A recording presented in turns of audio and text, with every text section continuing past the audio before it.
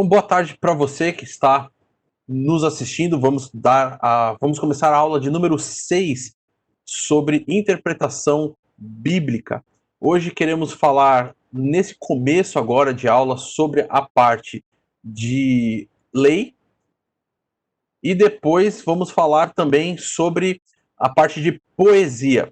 Então, essa vai ser o nosso conteúdo. A gente vai fazer como a gente tem feito costumeiramente. Eu vou passar o conteúdo para vocês e depois a gente vai conversar sobre esse conteúdo. Vou poder responder algumas perguntas que vocês tiverem sobre o assunto que nós estamos trabalhando, tá?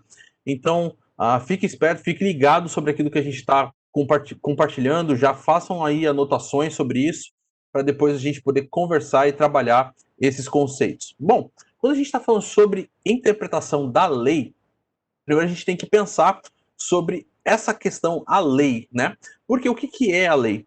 A lei, ela se desenvolve tanto nessa questão do Pentateuco, do material legal, como também, algumas vezes, a lei ela é referida ao Antigo Testamento como um todo, e isso a gente precisa prestar atenção, ou pelo menos perceber, enquanto nós estamos lidando aí com o texto para a própria interpretação de quando a lei é referida, tá? Então, o material legal do Antigo Testamento, ele é dado dentro do conceito ou do contexto das narrativas. Então, principalmente ali, quando a gente está pensando no Pentateuco, você vai perceber que todo o material legal, ou seja, toda a legislação hebraica, ela é dada dentro do contexto da narrativa, seja ela da narrativa de Êxodo, seja ela da narrativa de Levítico ou de Deuteronômio. Ou seja, todo esse material é colocado dentro da situação que o povo está vivendo. Então a gente precisa, quando estamos olhando a lei e quando estamos tentando interpretar a lei, considerar os aspectos culturais e também a situação em que o povo está. E nós vamos perceber que, por exemplo, situações e questões que estão relacionadas ao livro de Êxodo, você vai perceber já no livro de Deuteronômio algumas modificações. Isso por quê? Porque há uma situação diferente na qual o povo está e para onde o povo está se dirigindo. Então, a questão do contexto do povo é extremamente importante para isso. E quando a gente olha para a narrativa do texto do Antigo Testamento, a gente vai começar a perceber as coleções de leis.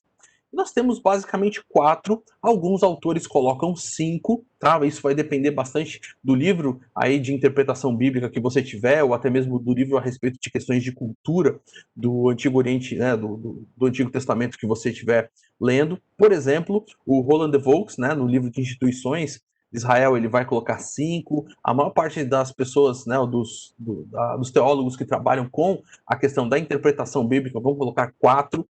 Mas basicamente o que você tem é o decálogo que você tem ali no texto de Êxodo, capítulo 20, né? Ou seja, os 10 mandamentos. E esse decálogo, alguns vão colocar que ele vai do capítulo 20 até o capítulo 23, sendo um preâmbulo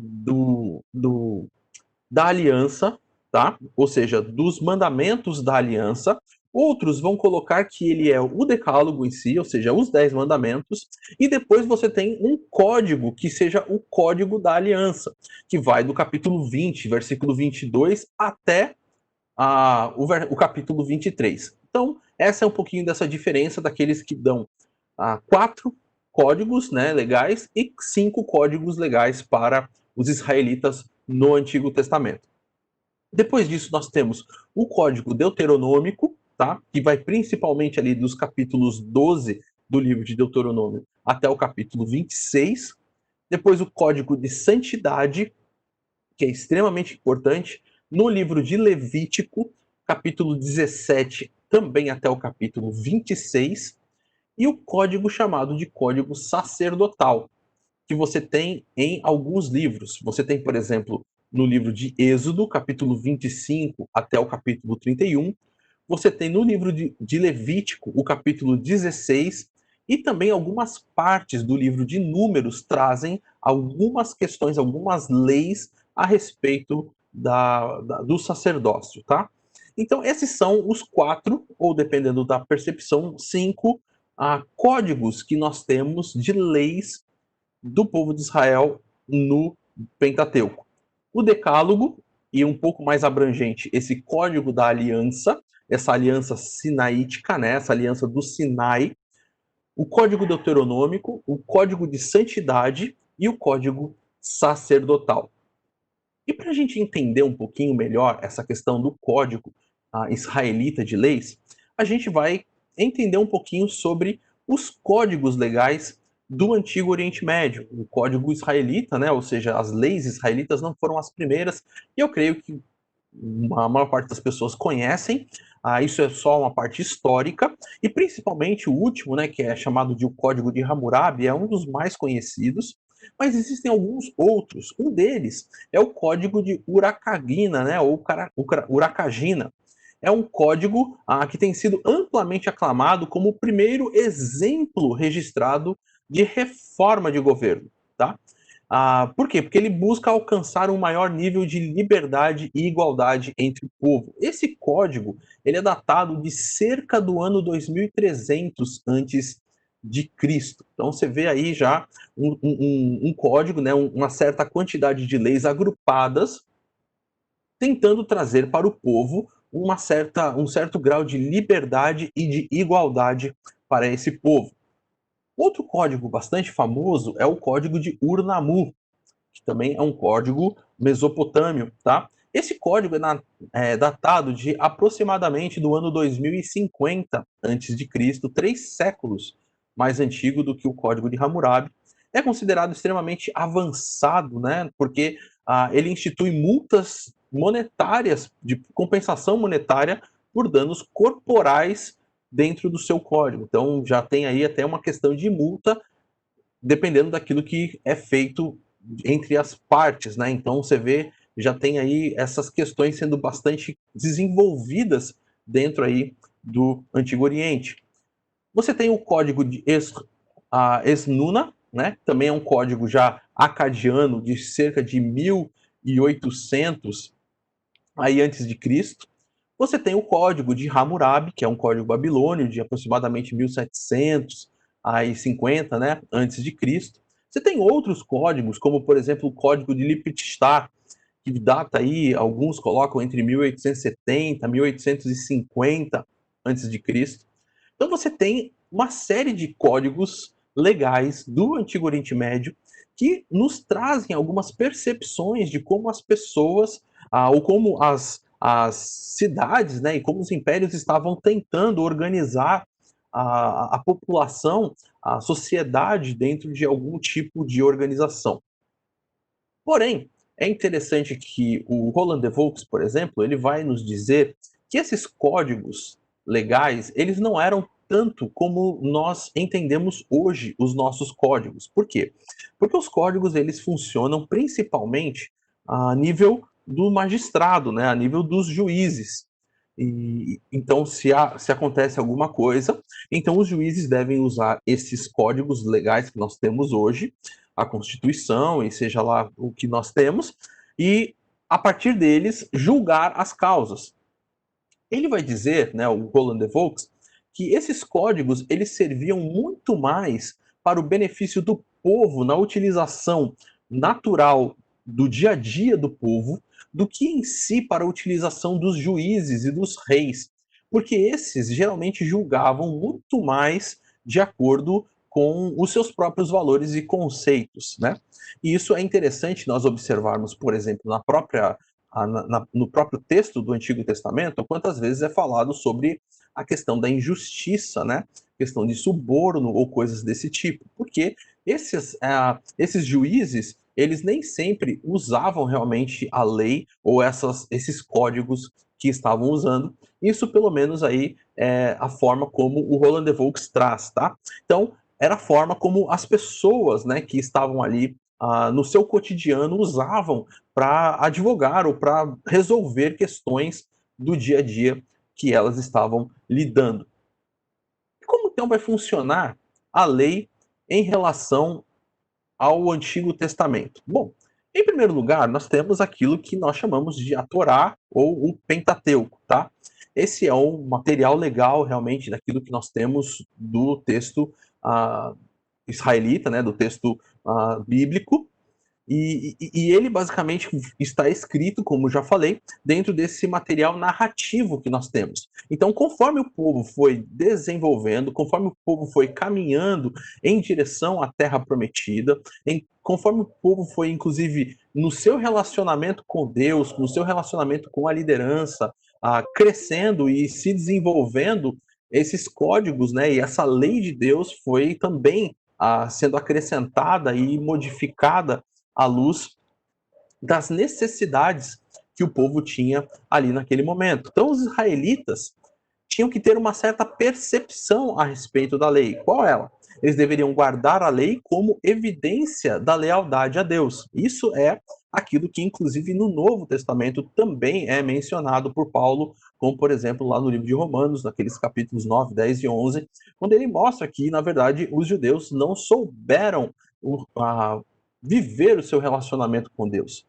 É narrado também pelos profetas no Antigo Testamento, quando dizem que o povo estava ali e eles até mesmo, às vezes, cumpriam a lei, mas o coração deles não estava naquilo. Eles não estavam fazendo aquilo como uma evidência de lealdade, mas simplesmente, às vezes, com medo ou como simplesmente um rito externo, né? Então, a lei, ela tinha uma perspectiva não só de um material legal, não só de uma referência a respeito da questão civil, mas a lei ela também era uma questão religiosa, ela era parte daquilo que evidenciava ou que regulava até mesmo o relacionamento que o povo tinha com Deus. A lei foi dada para Moisés na criação da nação de Israel. Então, quando Deus liberta o povo do Egito, e agora esse povo então está caminhando, e aí se você quer, inclusive, ter mais informações sobre isso, recomendo que você escute as aulas de geografia bíblica, o Jonatas fez aí uma aula, algumas aulas muito interessantes sobre toda essa saída, a discussão de qual foi o percurso, enfim, várias coisas relacionadas a toda essa caminhada do povo, né? Mas você tem toda essa questão de que o povo agora está saindo de uma situação de escravidão para ir para a terra prometida, e ali eles vão ser os donos da terra e eles vão habitar naquela terra, não mais vão ser os escravos habitando numa outra terra onde existem as leis daquele país. Agora eles precisam ter as leis do seu próprio povo, as leis da sua própria nação. E isso é uma percepção que a gente precisa ter quando estamos olhando para essa questão legal do Antigo Testamento. Isso envolve que precisa ser entendido à luz da cultura daquele povo e da cultura daquela região, e também a importância do livro de Deuteronômio para todo o Antigo Testamento. Você vai perceber o quanto o livro de Deuteronômio é importante para todo o desenvolvimento do Antigo Testamento e também para os evangelhos enfim, de certa forma, podemos dizer assim, para todo o contexto bíblico, né? Porque você vai ver quantas vezes Jesus e os profetas vão se referir à aliança, vão se referir à lei e vão se referir a essa percepção do livro de Deuteronômio e aquilo que está narrado nessa lei, principalmente nessa lei que era uma lei condicional, numa aliança condicional que está narrada ali e prescrita no livro de Deuteronômio. Uma outra questão muito interessante que a gente precisa ter a respeito da lei do Antigo Testamento era que a lei deveria funcionar e servir para o povo de Israel como luz para todos os povos, tá? Isso é muito interessante, porque não era então só um conjunto de regras para que o povo vivesse e a partir disso tivesse a sua forma de se relacionar, mas era também para que aquelas leis pudessem servir de exemplo para os outros povos a respeito de várias questões, a respeito do amor de Deus, a respeito da justiça, não só da justiça divina, mas da justiça de um povo que é justo e que anda nessa terra com justiça. Então, a lei de Deus, que é perfeita, boa, agradável, ela deveria servir para isso em relação ao povo de Israel e da forma como o povo de Israel deveria se portar em relação aos outros povos também. E uma última questão que eu gostaria de deixar aqui mencionada é que a lei foi dada em forma de aliança, né? Então você tem desde ali de Êxodo capítulo 20, quando nós temos os próprios 10 mandamentos ou o decálogo, né? Então, Deus falando, olha, eu sou teu Deus, o Deus que te tirei da terra do Egito, da terra da terra da servidão, então agora façam isso. Então, e Deus começa a trabalhar essa questão da aliança. E aí, eu creio que vocês já devem ter ouvido falar muito sobre isso, sobre toda a questão do conceito dos tratados de suzerania que existe em relação ao antigo Oriente Médio e a forma como a própria aliança de Deus com o povo de Israel está registrada nesse tipo de formato, onde Deus é o Senhor suzerano e Israel é o vassalo que deve obedecer ao seu suzerano, e o seu suzerano vai oferecer então toda a proteção, cuidado e bênçãos, mas também vai trazer problemas, né? E são as maldições que estão prescritas na própria lei a respeito da desobediência do povo enquanto não estiver sendo submisso e leal ao seu suzerano. Nós falamos sobre as coletâneas que nós temos ah, de outros povos, mas só para a gente perceber um pouco melhor as coletâneas do Antigo Testamento, eu já mencionei elas para vocês, mas a primeira é o Decálogo, eles são imperativos essenciais, né? Não mate, ah, não cobice, faça isso, honra teu pai, não terás outros deuses, né? Então são mandamentos tanto imperativos no sentido negativo, não faça, como também no sentido positivo, honra o teu pai, né? Guarda o dia de sábado. Então você tem esses imperativos positivos. Esse código da aliança, da forma como, inclusive, eu mencionei para vocês que o Roland de Volks coloca, ele agrupa sentenças ou juízos de direito civil e também de direito criminal. Então, quando você olha ali para o capítulo 20, a partir do versículo 22 até o capítulo 23 do livro de Êxodo, você vai perceber essas questões civis e criminais que estão relacionadas ali nesse código da aliança. O Código Deuteronômico, ele agrupa pequenas coleções de leis que podem ser de origem variada, né? Algumas retomam o Código da Aliança, outras modificam e outras até mesmo acrescentam algumas coisas, né? Então essa questão, essa relação que você tem aí entre esses códigos do Antigo Testamento, principalmente considerando os, os 5, vamos dizer assim, ou os 4 códigos do povo de Israel. Depois disso nós temos o código chamado Código de Santidade. Qual que é a preocupação? Qual é o conteúdo desse código? O Código de Santidade tem uma preocupação constante com os ritos e com o sacerdócio em relação a levar o povo à recordação contínua da santidade de Deus, tá? Então esse é o código de santidade. E por último, o código sacerdotal fala sobre leis sobre sacrifícios, sobre o rito de consagração de sacerdotes, mais especificamente falando. Agora, como nós temos as leis? Que tipo de leis nós temos? Nós temos basicamente dois tipos de leis. A primeira é chamada de lei casuística. Como é que funcionam essas leis casuísticas? Elas seguem um certo padrão, onde você tem uma condição, C, e tem uma pena, aquele que fez ou aquele que feriu, aquele que aconteceu a situação, tá? Que elas se aplicavam somente no caso específico a respeito daquela ocasião, daquela situação em que o texto está relacionado. Veja aí, por exemplo, o texto de Êxodo, capítulo 22, o versículo 25. Ele diz assim: se fizerem empréstimo a alguém do meu povo, há algum necessitado que viva entre vocês, não cobrem juízo dele. Então, o que você tem? Você tem uma condição e você também tem uma ordem direta, tá? Nem sempre precisa ser necessariamente uma pena, mas uma ordem direta, né? Então, não cobre o juro. Então, se acontecer essa situação, essa é a ordem, esse é o imperativo, essa é a norma que deve acontecer.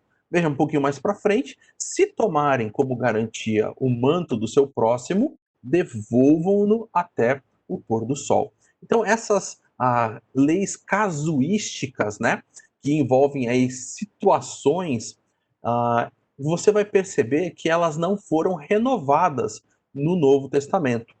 Isso por quê? Porque elas se aplicavam geralmente às questões da vida civil ou da vida religiosa do Antigo Testamento. Nós temos outros exemplos, como por exemplo, questão de escravidão, onde inclusive o próprio escravo chegava um momento que ele poderia chegar ao fato de falar que ele não gostaria de ser liberto, mas de continuar a servir ao seu senhor. Então toda ela está relacionado ao si, né? O senhor de escravos, então, ele ia tratar esse escravo de uma forma tão benevolente, tão boa e tão agradável que poderia chegar o fato do próprio escravo falar que não queria. Mas o que está por trás dessas leis, né? Ou por trás, por exemplo, de uma lei como essa da escravidão? A grande questão que está por trás é compreendermos o fato, como também numa lei como essa da questão do empréstimo, é a percepção que o povo precisa ter de que Deus é o Senhor de toda a terra e de todas as coisas que existem, né? Então Deus é o Senhor da vida, Deus é o Senhor da pessoa. Então ou o dono do escravo, ele não é, no fim, o verdadeiro dono, porque, na verdade, a vida dele também pertence ao Senhor. E é por isso que, inclusive, geralmente você vai perceber, né, que a lei começa sempre falando que Deus havia tirado o povo da escravidão, que Deus era o seu Deus porque havia resgatado, comprado aquele povo. Então, essa percepção que a lei trazia para o povo era de que Deus era o Deus, o Senhor, o dono de todas as coisas.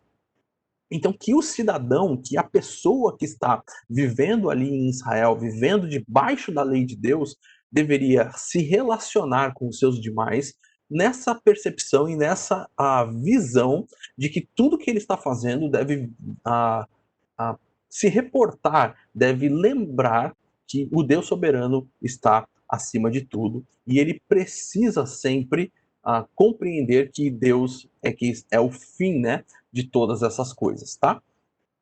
Então é muito legal a gente perceber essa relação dentro das leis, principalmente dessa lei casuística.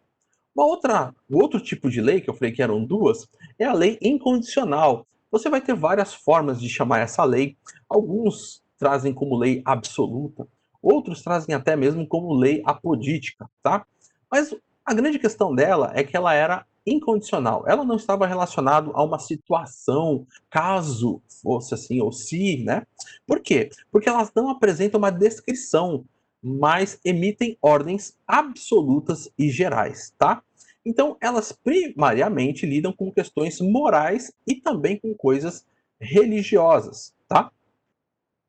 Por exemplo, honra teu pai e tua mãe. Então, elas não estão lidando ali se teu pai for um cara legal, se tua mãe fizer assim, né, fizer como a minha, né, ela fazia o meu leitinho, o meu Toddy batido no liquidificador gelado toda manhã, então aí sim você obedece a sua mãe. Mas se não, se ela não fizer, se ela não fizer o seu Toddy geladinho de manhã, antes de você sair, então não, aí não precisa obedecer. Não, essas não são leis condicionais, são incondicionais. Honra, obedece, não mate, não roube, não cobice, faça da forma como está dizendo. Então são imperativos. E geralmente essas leis elas têm o imperativo de proibição.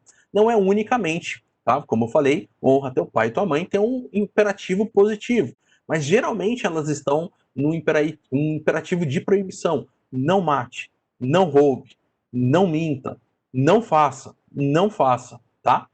Porque essa é a ideia, é proibir realmente de ser feito algo que vai contra a vontade de Deus e contra aquilo que Deus aprova. Dentro das leis incondicionais, elas podem trazer maldições.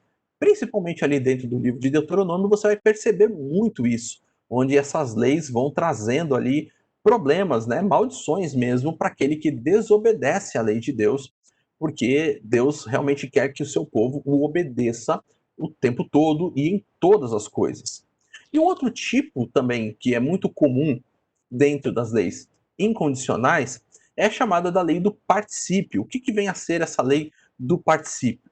É quando você tem, principalmente lidando ali com o texto hebraico, um particípio e um verbo principal no hebraico. Então, o particípio lida com o caso e o verbo principal descreve a pena, tá?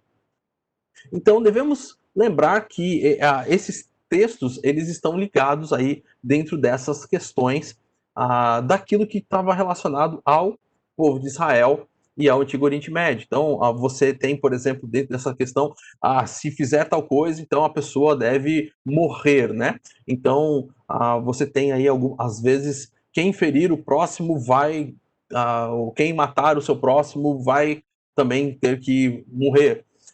Então, você tem ali essa questão de um particípio, quem ferir de morte o seu próximo, então essa pessoa também vai ter que pagar com a sua vida. Com a sua vida. O texto primeiro está lidando com questões de crimes premeditados, e também o texto não está escrito com base para nós discutirmos a respeito de pena de morte ou não nos dias atuais. O texto simplesmente está prescrito para aquele momento e para aquela situação em que está relacionado, né, ou para aquele povo que está relacionado. É interessante como o Klein, o Hubbard e o Bloomberg, no livro de introdução à interpretação bíblica que eles escrevem, eles colocam, eles dizem sempre assim: as leis do Antigo Testamento, elas não surgem isoladamente. A gente precisa, ao longo de estudar a lei, prestar atenção no contexto, quando ela foi dada, onde o povo estava, o que estava acontecendo, qual era a realidade que o povo estava vivendo. Como que essa lei, então, se desenvolve no processo de formação desse povo, tá? Fazem parte, então, de um conjunto de cultura local, de sobrevivência, de tudo aquilo que diz respeito ao povo naquele momento e daquilo que vai fazer a formação desse povo para aquele momento. Agora, mais uma questão é: a lei servia como benefício para Israel. Olha só que interessante a gente observar leis como, por exemplo, leis de alimento. E assim, eu creio que não vale a pena a gente agora tentar abraçar todas as leis, ou tentar responder, ou tentar abordar todo o que diz respeito aos alimentos, tá?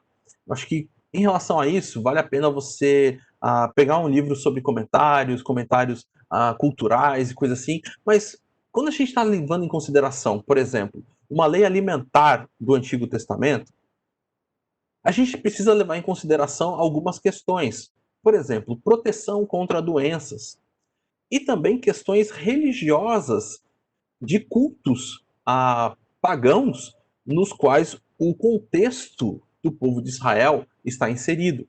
Então, quando o texto está falando sobre questões alimentares, essas duas, pelo menos, chaves de interpretação precisam estar ou precisam acender na nossa mente antes da gente começar a tentar falar sobre o assunto. Será que aqui está lidando com alguma coisa relacionada a uma proteção do povo? Ou será que está relacionado mais a uma questão religiosa de uma separação do povo em relação a costumes e práticas pagãs? Leis como, por exemplo, a respeito do derramamento de sangue, né?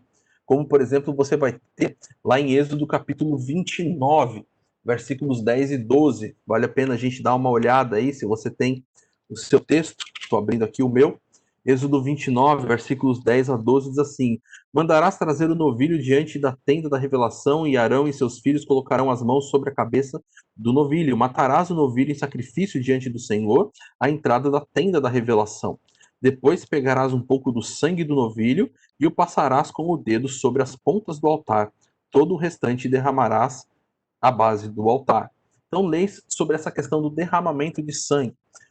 Elas estabeleciam um padrão para Israel. Qual seria essa questão de padrão? Que todo pecado merece castigo. Eu creio que vocês já devem ter ouvido falar sobre isso. Eu, por exemplo, cresci ouvindo essa frase dos meus pais. E toda desobediência também merece, né, um castigo, ela precede um castigo. E Deus ensinava isso para Israel de uma forma bastante visual, com toda essa questão do derramamento de sangue. E que há possibilidade também de um substituto para esse castigo através do animal. E então você tem aí algumas questões que estão relacionadas a essa questão do derramamento de sangue. Depois o livro de Hebreus vai nos dar mais informações sobre isso e sobre como foi lidado, como foi relacionado toda essa questão. E por último, você tem algumas leis que relacionam bênçãos diretas, como por exemplo, Deuteronômio, capítulo 14, né?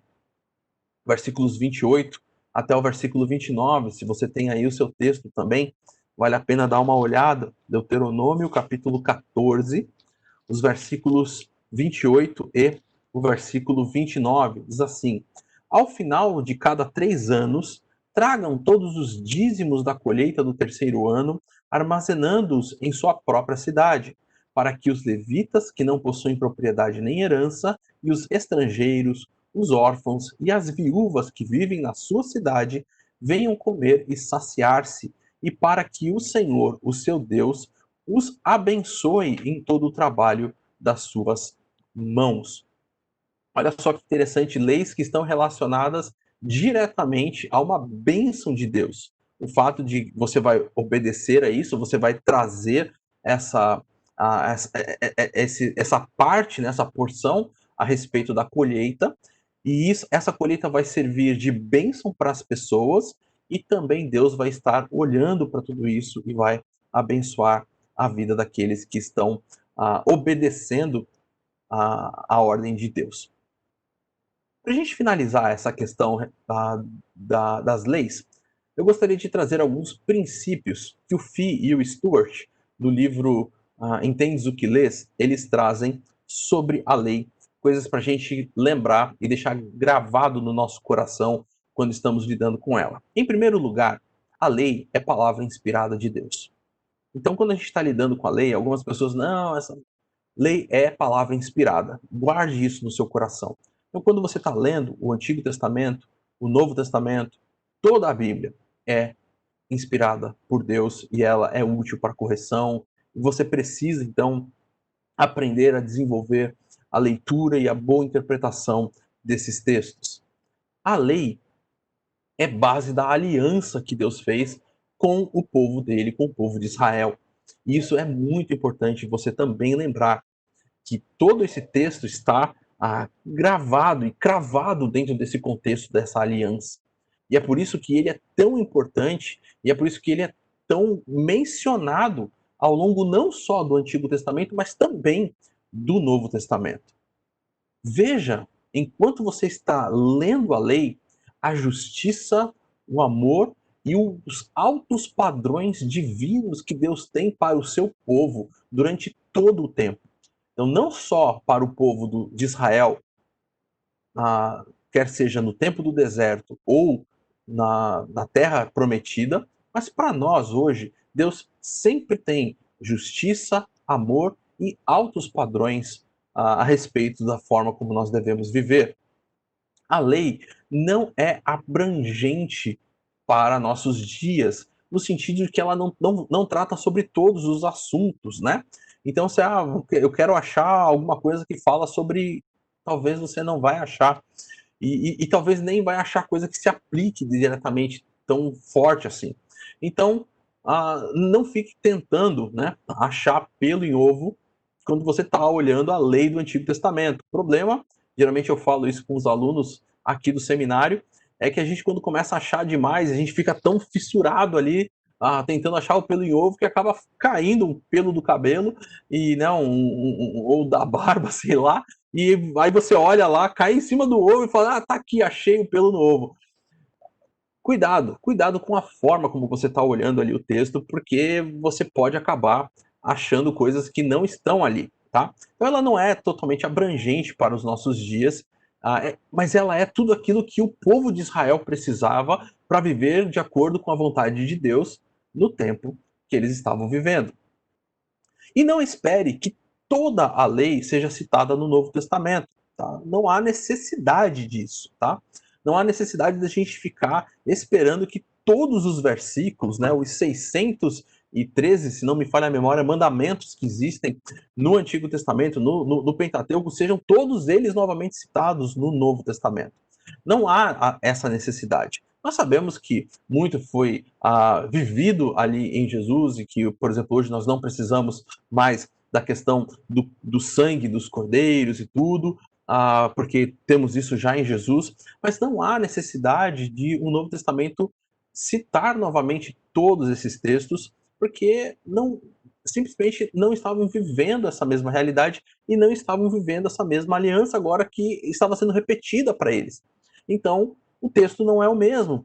Os autores do Novo Testamento tinham outras preocupações ou outras questões, estavam lidando com outros problemas, com outros povos, inclusive, agora, principalmente no Novo Testamento, com vários grupos de gentios que estavam se convertendo, se tornando igreja, e precisavam escrever, e você vai ver que mesmo assim, quanta parte do Antigo Testamento é retirada para exemplificar e trazer uma base sólida de preceitos para compor aquilo que nós temos hoje como o Novo Testamento.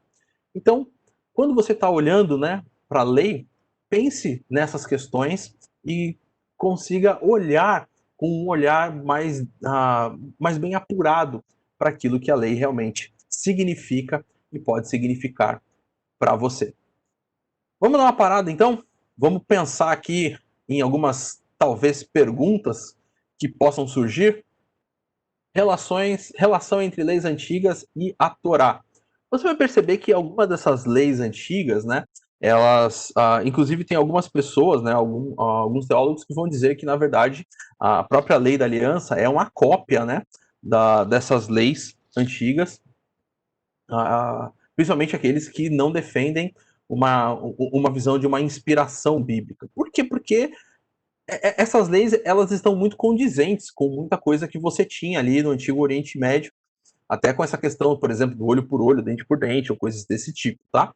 Então você tem, sim, bastante relação, porque era a realidade cultural que aquele povo vivia naquele momento, era a forma natural do povo viver. Agora, você vê na lei de Deus, né, na lei bíblica, um padrão extremamente elevado. O padrão divino, o padrão da Torá, não é o mesmo padrão que nós temos nessas outras leis, tá? Recomendo, eu acho que eu já mencionei para vocês o livro da Instituições de Israel no Antigo Testamento, você tem ali bastante material falando sobre esse assunto, mas você vai perceber, por exemplo, como na lei do Antigo Testamento, né, na Torá, você vai ter valorização da mulher, essa questão da valorização do escravo, você tem a valorização do estrangeiro, você tem a valorização e um olhar muito atento de Deus a respeito dos marginalizados, né? Do pobre, da viúva, do órfão. Então, assim, você tem não só uma questão de se a pessoa me fez um mal, ou se aconteceu tal situação, se alguém abusou da minha família, mas você tem uma preocupação real com o povo. E uma segunda questão que você vai ter de uma relação totalmente ímpar com a lei é a preocupação com a santidade do povo. Então, a lei, ela tinha essa relação de trazer santidade para o povo. Perdão, gente. Então não era só obedecer por obedecer, mas essa obediência traria esse relacionamento com Deus, e esse relacionamento com Deus ia mostrar uma diferença gigantesca, né, grandiosa, entre o povo de Israel e os outros povos. Seja ela nessas questões da vida, como, por exemplo, essa valorização da mulher, do pobre, da viúva, do órfão, seja exatamente em mostrar essa justiça que o povo de Israel deveria exercer dentro do seu território, tá? Então, você tem aí essas questões extremamente diferentes, né? Então, você tem algo bastante similar, mas, ao mesmo tempo, algo extremamente elevado no seu padrão, que é a justiça a lei do Antigo Testamento. Mais alguma pergunta? senão a gente vai tocar aqui para o, o, nosso, o nosso assunto próximo, que vai falar sobre a poesia do Antigo Testamento, tá? Esse assunto agora a gente vai com ele até o final da aula. É um assunto bastante gostoso da gente trabalhar. Eu creio que vocês vão gostar do assunto. Mas ao mesmo tempo, hoje principalmente, a gente vai trabalhar com esse assunto de uma forma bastante técnica. Então, então eu espero que todos vocês fiquem comigo aí até o fim, porque tratar de uma forma técnica nem sempre é tão agradável assim num primeiro momento, tá? Mas fiquem aí, a gente vai levar isso aí, vocês vão ver isso acontecendo dentro do texto, tá? Olha só, nós temos alguns tipos de poesia do Antigo Testamento. A primeira delas está relacionado, por exemplo, às orações, né? Orações de súplica, imprecação, salmos penitentes, cânticos fúnebres. E nós temos também os cânticos em si, né? Cânticos de ação de graças, salmos de sabedoria, hinos de vários tipos, canções de amor. Então, quando nós falamos de poesia, né, no Antigo Testamento, você percebe que nós temos um vasto material. Na verdade, a poesia é o segundo maior material de todo o Antigo Testamento. O primeiro são as narrativas, que nós falamos na semana passada. O segundo material é exatamente o material da poesia. Até mesmo as profecias são materiais poéticos. Então, muito dos livros de profecia foram escritos de forma poética, apesar de que nem sempre no nosso texto em português nós conseguimos perceber essa poesia, elas estão ali dentro do texto. E isso a gente precisa, né, considerar quando nós estamos lidando aí com o texto do Antigo Testamento. Agora, algumas informações que são bastante importantes aí para a gente levar em consideração. A poesia do Antigo Testamento, a poesia hebraica, né, para a gente ser mais específico, ela trata principalmente com aquilo que é chamado de paralelismo. Eu creio que vocês já devem ter ouvido falar. E olha só aquilo que o Renato Gusso, né, que é lá da Faculdade Teológica do Paraná, Batista do Paraná, em Curitiba, ele no seu livro a respeito de interpretação da poesia hebraica, ele diz assim, de todas as características da poesia hebraica, pode-se dizer que a principal é o paralelismo. Ele é uma espécie de rima de pensamentos, nunca de som. Isso por quê? Porque na poesia hebraica, nós não temos, assim como nós temos em português, toda essa preocupação com a questão da rima no final. Mas a grande chave da interpretação e da poesia hebraica são os paralelismos. Eu vou mostrar para vocês o que são esses paralelismos. No livro Convite à Interpretação Bíblica, o Kostenberg também trabalha sobre essa questão. Ele vai dizer assim, que diferente da prosa, que forma suas frases e parágrafos com base em discursos, episódios ou cenas da narrativa, a poesia é comumente é construída usando versos individuais que comumente se caracterizam pelo uso intenso de imagens e linguagem figurada. E talvez esse seja o grande X da questão do porquê às vezes é tão difícil trabalhar com a parte da poesia, por causa exatamente das figuras de linguagem. Trabalhar com figuras de linguagem nem sempre é tão fácil, ou nem sempre é tão simples. Às vezes a gente sofre um pouquinho para trabalhar com elas, tá? E isso que vai nos dar essa questão da dificuldade na, na, na interpretação ou no entendimento da poesia. Veja só o que nós temos nesse livro aqui, do Barry. Ele diz assim, ó, o abismo que separa a interpretação poética contemporânea e o uso e conceito de poesia no Antigo Oriente sempre afeta o trabalho do intérprete bíblico. A noção de poesia de nossa cultura como um desvio agradável dificulta a leitura simpatizante da poesia hebraica que comunica e reforça a ordem da vida. Toda linha de interpretação merece o aviso. Certamente não entendemos esse verso como fizeram os hebreus.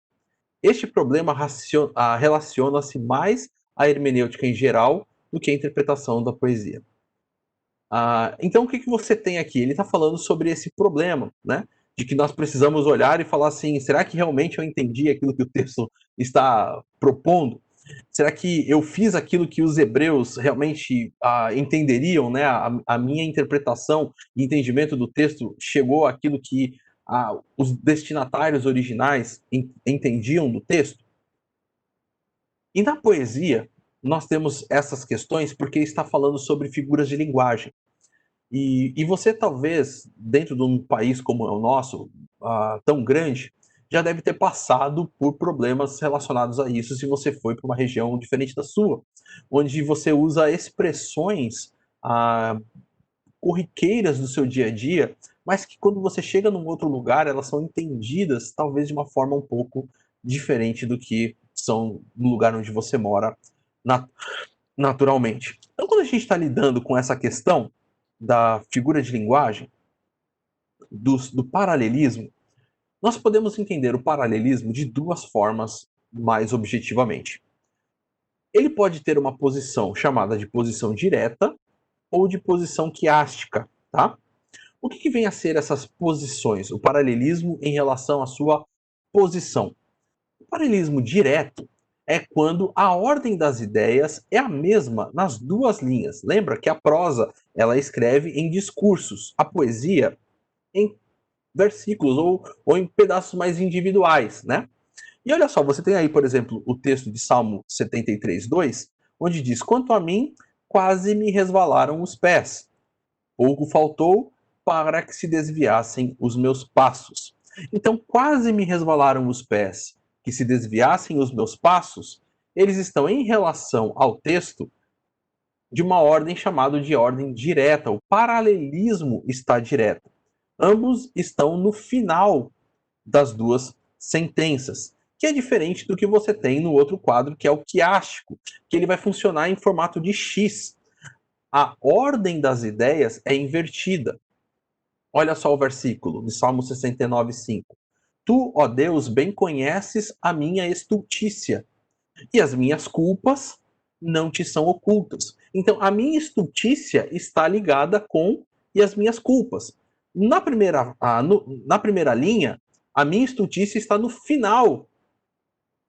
Só que na segunda linha, ela começa.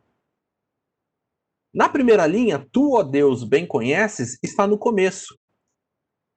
E não te são ocultas está na segunda linha no final. Então o que acontece? As duas ideias, as duas ordens das ideias, elas vão acontecer de forma invertida dentro da, do versículo. Isso é uma das questões que a gente precisa observar no paralelismo. Como que as ideias que estão em paralelo dentro da estrutura da poesia, elas estão acontecendo? Elas estão acontecendo de forma direta ou elas estão acontecendo em formato de X, né? Elas estão acontecendo de forma quiástica, tá? Então, quando nós estamos lidando com a poesia, uma das primeiras questões que nós temos que levar em consideração em relação ao paralelismo é qual é a posição das ideias, da ordem das ideias. Depois que nós entendemos a posição da ordem das ideias, nós vamos trabalhar com o sentido que essas ideias transmitem. E aí, o primeiro sentido que eu quero colocar para vocês é o sentido chamado de sentido sinônimo. O que é o sentido sinônimo? É quando acontece o segundo verso repete o primeiro com acréscimo de pouco ou até mesmo de nenhum significado. Simplesmente reforça, traz de novo a mesma ideia. Tá? Edson, no seu livro de interpretação, ele também diz que é quando a declaração da primeira frase é repetida exatamente da mesma maneira na segunda frase, apenas com palavras diferentes. E olha só o exemplo que você tem aqui dentro do texto de Salmo 7. A sua malícia lhe recai sobre a cabeça, e sobre a própria moleira desce a sua violência. Eu coloquei aqui, inclusive, em em verde e vermelho, para vocês perceberem aí a questão da primeira linha e segunda linha. Você tem aí, então, um paralelismo em relação ao sentido quiástico, eles estão modificando a ordem das palavras, mas você vai perceber que em relação ao conteúdo, ao sentido, a segunda linha não acrescenta muita coisa, ela simplesmente reforça, ela repete o conceito da primeira, simplesmente com palavras diferentes, tá? Depois você tem aquilo que é chamado de sentido climático. O que é um sentido climático? O Carlos vai explicar isso dizendo que é quando a segunda linha repete a primeira, à exceção do último elemento. Olha só, por exemplo, naqueles versículos do tributai: tributai ao Senhor, filhos de Deus, tributai ao Senhor, glória e honra. Então chega ao clímax do que deve ser tributado, tá? O Osborne, no seu livro a Espiral Hermenêutica, ele vai chamar esse mesmo sentido de sentido culminante. Então, se de repente você tem o interesse de adquirir o livro do Osborne, por exemplo, o material do Carlos não existe, né, publicado, mas o do Osborne, se você tem interesse, a Espiral Hermenêutica, ele vai chamar esse sentido de sentido culminante. Outro sentido é chamado de sentido sintético. É quando a segunda linha retoma e expande o pensamento que foi iniciado na primeira. Então agora não é só repetir a ideia, mas é expandir esse pensamento. O Osborne vai explicar dizendo que o segundo verso acrescenta ideias ao primeiro verso, né, ou à primeira linha. Olha só o exemplo: porque o Senhor é o Deus Supremo e o grande rei, que é a ideia da primeira linha. O Senhor é o Deus Supremo, ele é o grande rei, e agora tem um acréscimo: acima de todos os deuses, tá? Então esse aqui é chamado de sentido sintético. O Osborne vai chamar de sentido progressivo, tá? Então essa é a questão. A diferença dele para o climático é que houve mudança na primeira, no início, né? Lembra que do climático você tinha tributai e tributai. Aqui você não tem, você houve uma mudança, você teve uma diferenciação nas duas linhas, mas houve esse acréscimo de uma nova ideia em relação a na segunda linha, tá? Existe um sentido chamado de sentido emblemático.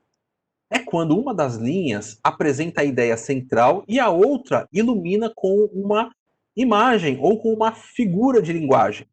O Gusso, no livro que ele tem também sobre poesia, que eu já falei sobre ele, ele explica que na primeira linha é apresentada uma figura que ilustra a informação que vem na segunda. Olha só o exemplo de Provérbios 25. Como maçãs de ouro em salvas de prata, assim é a palavra dita a seu tempo. Então você tem uma figura de linguagem ilustrativa, maçãs de ouro em salvas de prata, e depois você tem isso que é chamado da ideia central, da afirmação. Assim é a palavra dita a seu tempo. Um outro exemplo é esse: sem lenha o fogo se apaga, e não havendo maldizente, cessa a contenda. Talvez até um exemplo mais simples, né? Então você vê que no primeiro houve uma figura de linguagem, né? Houve uma imagem ilustrativa, bem simples de entender. Se você parar de colocar lenha, o fogo vai se apagar. Assim como se não tiver gente acrescentando, né? Trazendo novas fofocas e maldizendo as coisas, também a contenda vai parar também, tá? Então você tem essa questão desse sentido emblemático. E o último sentido é chamado de sentido antitético. É quando a segunda linha apresenta um contraste em relação à primeira. Olha só o exemplo: pois o Senhor conhece o caminho dos justos. Então você tem aí um sentido, né? O Senhor conhece o caminho dos justos, mas o Salmo vai dizer que o caminho dos ímpios perecerá. Então o que está acontecendo? Qual que é a ideia do primeiro? Se o caminho dos ímpios perece, o conhecer o caminho dos justos é uma ideia de que não perece, é uma ideia de que tem algo positivo e bom, tá? Então, essa ideia de trazer um contraste em relação à primeira linha, tá?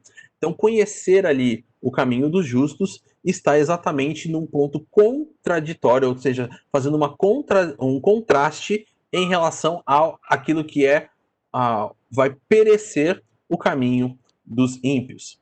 Um outro exemplo de Isaías aí: o boi conhece o seu possuidor e o jumento o dono da sua manjedoura, mas Israel não tem conhecimento, o meu povo não entende. Então você vê aí, mais uma vez, mostrando que o animal possui algo, ele tem conhecimento sobre o seu dono, mas Israel não tem conhecimento sobre quem é o seu senhor. Então há um contraste entre a primeira e a segunda linha.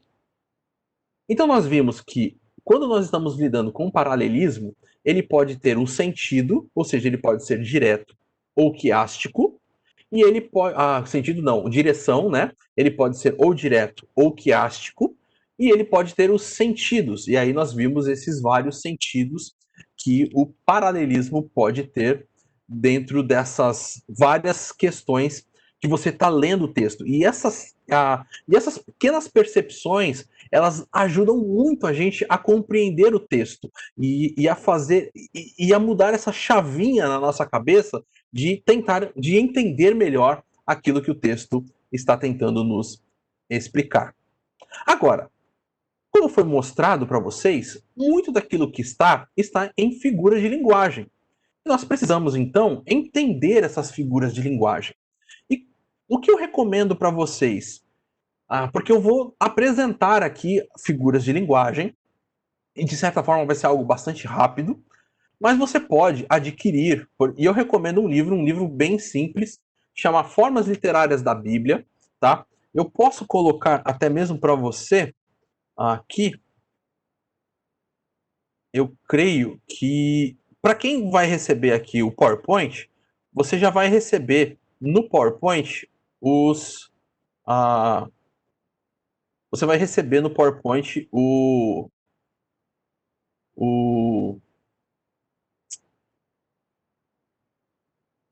todo o já a coisa com um link, tudo direitinho.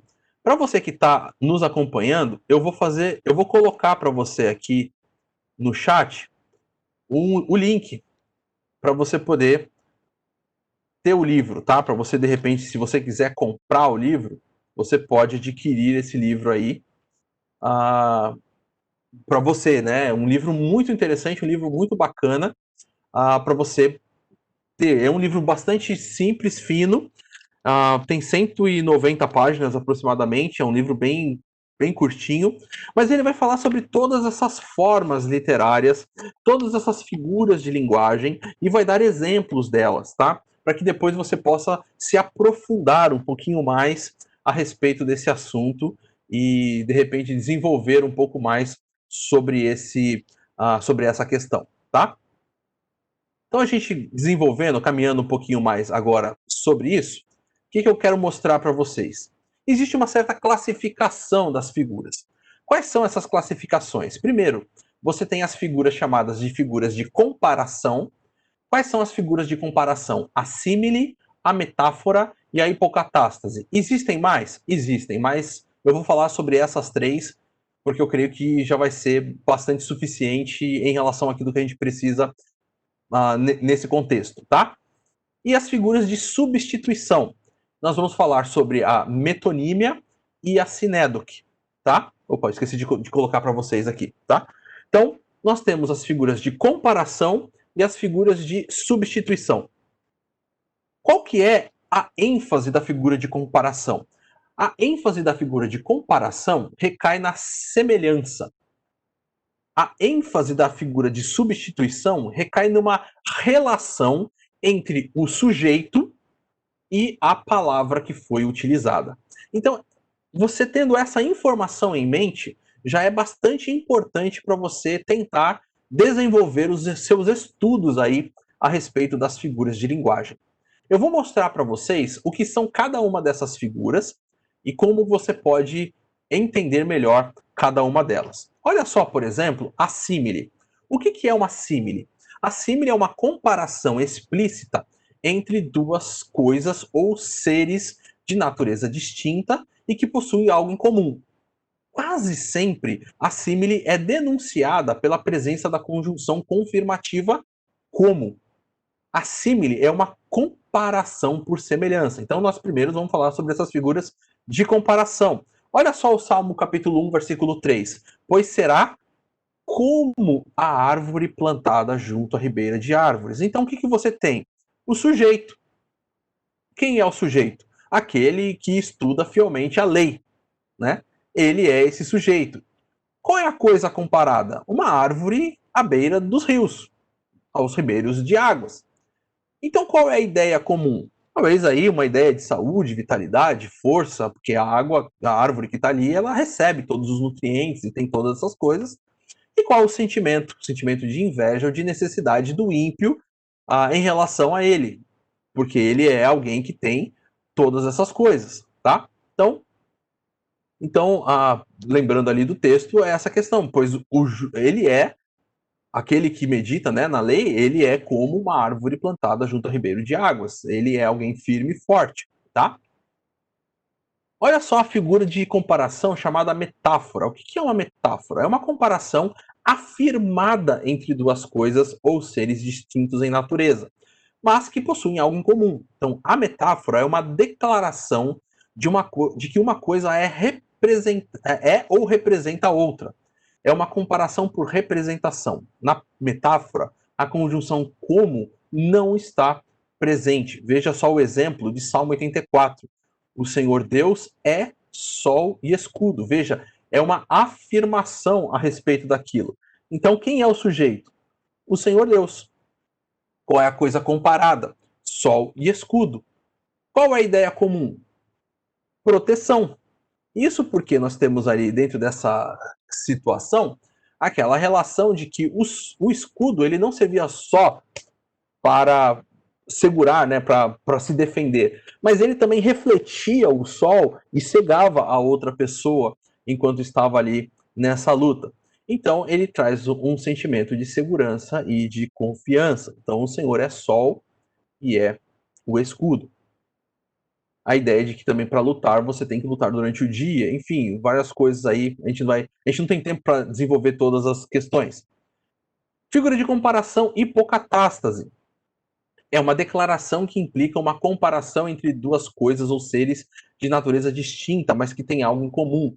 É uma comparação por implicação ou inferência, em que o sujeito precisa ser descoberto, ao passo que o ponto de comparação se torna mais explícito. Olha o exemplo. Estou em meio a leões, ávidos para devorar. Quem é o sujeito? Os inimigos. Então, o sujeito precisa ser descoberto. Ele não está escrito no texto. A coisa comparada são os leões. A ideia comum é essa ferocidade, a avidez deles. E o sentimento aí é certo sentimento de temor e de receio da parte do salmista de estar em meio a esses inimigos que estão prontos para devorá-lo. Existem outras figuras de comparação, como eu falei, eu vou só mostrar rapidamente, como por exemplo o antropomorfismo. Olha, exemplo aí, o firmamento proclama a obra de suas mãos, Deus tendo mãos, as tuas flechas afiadas atingem o coração dos inimigos do rei. Então, você tem essas figuras aí onde há uma comparação explícita ou implícita de Deus a um aspecto corporal ou funcional do homem, visando comunicar uma verdade a respeito de Deus. Você também tem o zoomorfismo, quando essa questão está relacionada a certos animais ou partes de animais, né? Canto de alegria à sombra de tuas asas. A personificação, você tem aí, é uma atribuição de características, emoções humanas a seres inanimados, abstrações ou animais. Então, veja aí o exemplo de Deuteronômio. Embriagarei as minhas setas de sangue, a minha espada comerá carne. Então, veja aí, você tem essa questão de agora de uma espada recebendo uma personificação. Ela vai comer carne, né?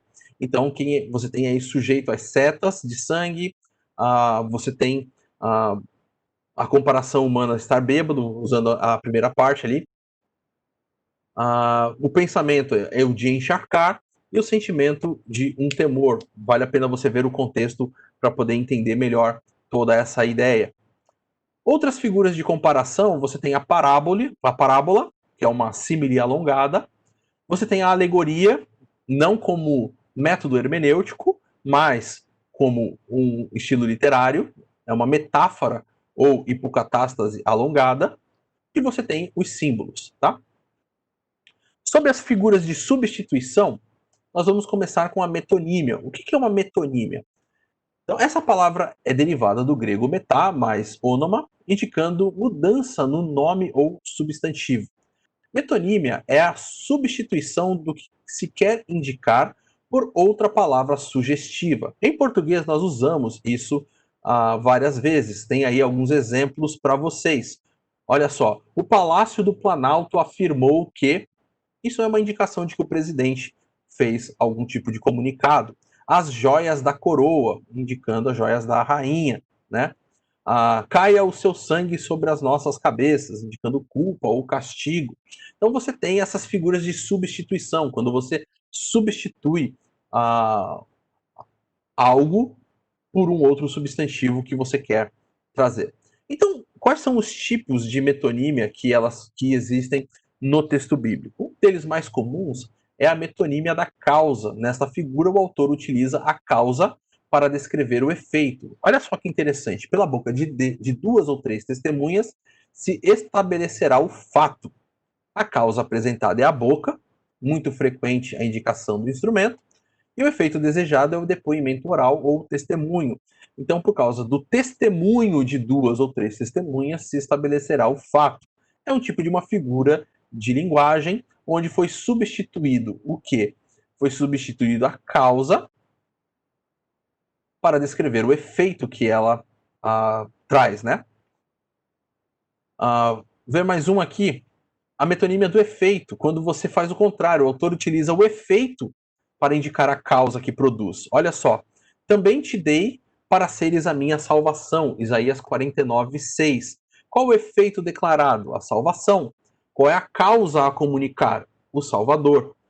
Então você tem esse exemplo onde ele usa o efeito, que é a salvação, para indicar que está dando um Salvador para a situação ou para o caso. Outro exemplo aqui, eu te amo, ó Senhor, minha força, o efeito declarado, a força, a causa pretendida, um capacitador, aquele que está capacitando para exercer a força.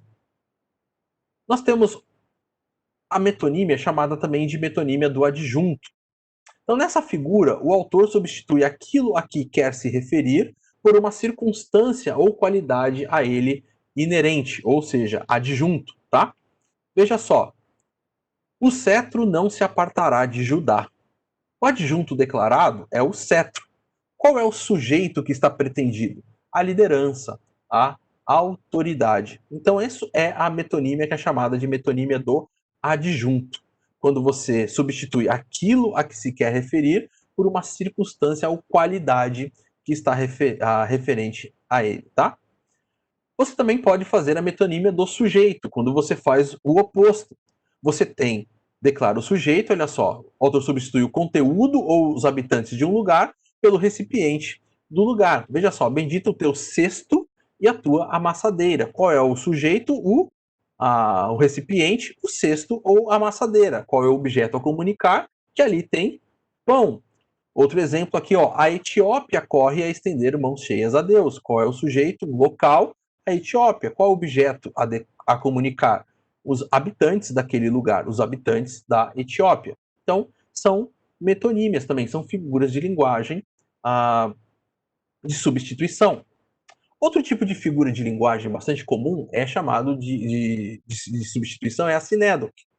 Então, nessa figura, uma palavra recebe uma conotação de uma outra, a qual está relacionada, mas que não é mencionada. O relacionamento entre as duas, a explícita e a implícita, se baseia em pertencerem ambas ao mesmo campo da experiência ou conhecimento humano. Então veja só, quando a gente está falando sobre isso, o estilo de sinédoque do gênero. Veja só, nesta figura, o autor substitui a espécie, uma categoria menor, pelo gênero, uma categoria mais ampla. Olha o exemplo. A glória do Senhor será revelada a toda a carne, e toda a carne haverá. Qual o gênero? A carne, a espécie é todo o homem. Coisas bastante simples, mas que a gente vai entendendo que aqui há uma figura de linguagem, uma figura de substituição, né? Outro exemplo é quando ele faz o contrário, a sinédoque da espécie, quando ele substitui o gênero mais amplo pela espécie mais estreita. O pão nosso de cada dia dá-nos hoje. Qual a espécie? O pão está se referindo ao gênero geral da comida. Oração aqui do Pai Nosso, tá? Outro exemplo é a sinédoque da parte pelo todo. Nessa figura, o autor substitui algo de natureza total por algo de natureza parcial. Essa figura é difícil de distinguir da metonímia da causa e da metonímia do sujeito, mas ela existe. Veja só, embosquemo-nos para sangue. Qual é a parte que você tem aí? O sangue. Qual é o todo? É a vítima que você quer, que está sendo buscada para matar, né? E você tem a metonia, ou sinédoque do todo pela parte, quando faz o contrário, né? Então você tem algo de natureza parcial por algo de natureza total. E tu, Belém, terra de Judá. Qual que é essa ideia de terra? É a parte da cidade, tá? Então, também é uma figura de substituição, onde você está colocando. Então, e tu, Belém, é uma cidade de Judá.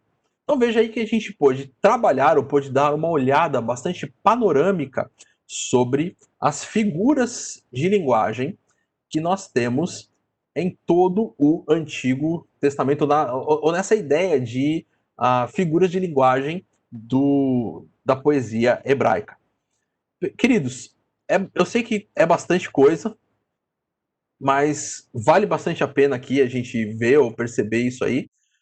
Por quê? Porque faz parte da nossa leitura da poesia. E a gente está lidando com essa poesia e a gente precisa ver, então, ver o quê? O paralelismo em relação à direção, se ele é direto ou quiástico, depois ver o sentido que ele está sendo dado, e aí começar a buscar as figuras de linguagem.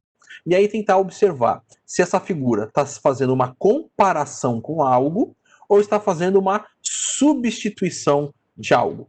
E aí a gente consegue, olhando essas três características, a direção, sentido e depois a figura, se ela está comparando ou substituindo, e identificando melhor o nosso texto poético. Na semana que vem, eu quero falar mais sobre poesia e trabalhar mais especificamente sobre o livro de Salmos, antes da gente entrar em outras questões.